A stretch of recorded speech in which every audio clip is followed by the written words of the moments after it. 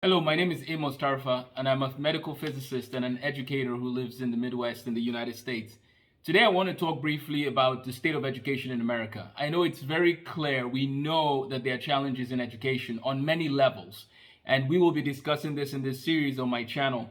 I have this YouTube channel where I teach about life, education, different things that help young people to succeed and also help families and parents in their quest to educate their children.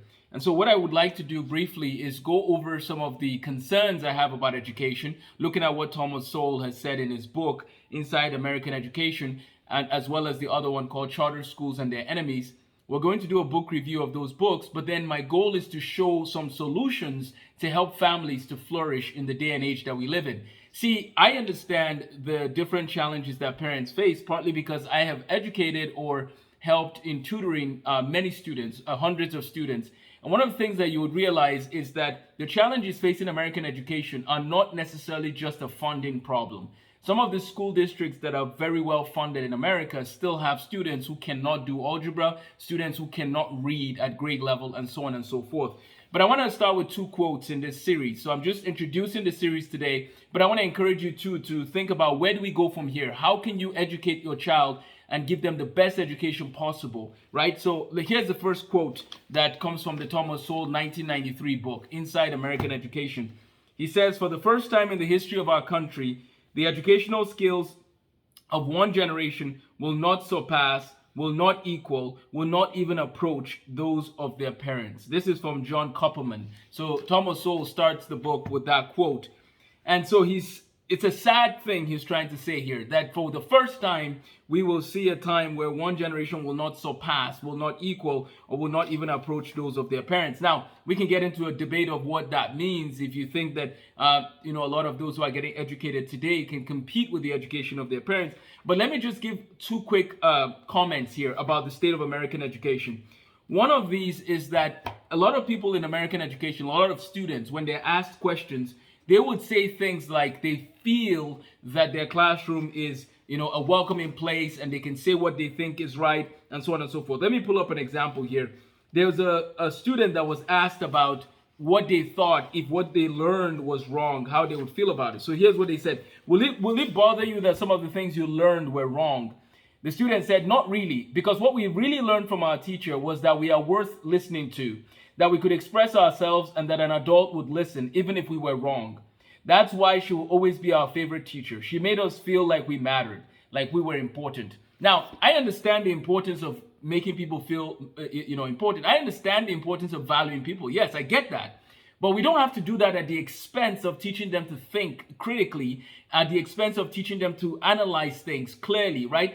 And so we found our place we found this situation in American education where some people are focused on helping these young people feel a certain way rather than teaching them how to think clearly and critically with logic. And so now we have in education a lot of discussion about feelings rather than questions about how do we help you excel to be a good thinker.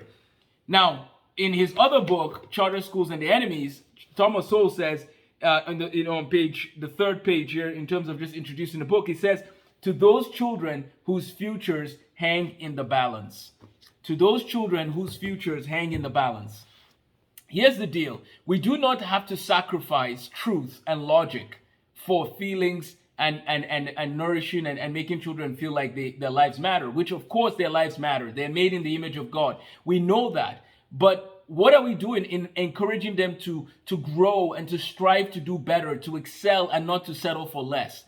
Are we doing our best in helping them be the best students they can be? Those are things that we need to be thinking about. So unfortunately, the climate in American education right now for the K-12 is focused in the wrong areas. And we're going to be looking at a video next week or later in the week that looks at about 5 to 7 reasons why I'm concerned about public school education and why it might be best for families, depending on what district you're in and so on, it might be best for you to really consider pulling your kids out and giving them an alternative. What are some of these alternatives? Let me talk briefly about one that we are starting, and then I'll wrap up with one major point from Thomas Sowell's book also. So basically, we want to do a 2-day school where we provide not just the instructional sequence in math and science, English and history, but also we provide enrichment, experiments, debate, presentations, and some of these can be offered as online courses. So if you have students who live in a different state from where we live, they can log in and use our resources remotely. They can do hybrid learning models with us. So let me know if you want to be a part of this. But the document is in the Google Documents in the description below, and you can see our standards. We're trying to raise the bar. Now, I went to school in Nigeria, and the standards are much higher in most of the subjects that we had to take. We were trained and taught to study hard, to take good notes, and there's different strategies that helped us to excel in all the things that we had to do. So I'm bringing some of the learning experiences I had in Nigeria that helped me and that have helped many of my friends in the US and beyond. So we want to start this 2-day school, right? It operates 2 days a week, and then the rest of the week we provide the instructional materials in terms of the structure of what to do on what day of the week and so on. And so students can just keep following the guide, and then they can tune in on Mondays and Thursdays, for example, whether they're doing the online program or whether they're coming in person. Please send me an email if you have any questions on that. So now let me finish up with one area that Thomas Sowell touched on before I wrap up, which is the area of this funding. Some people say, well, my school district is not well funded, so that's why my child is not doing well, and so on and so forth. Here's the deal.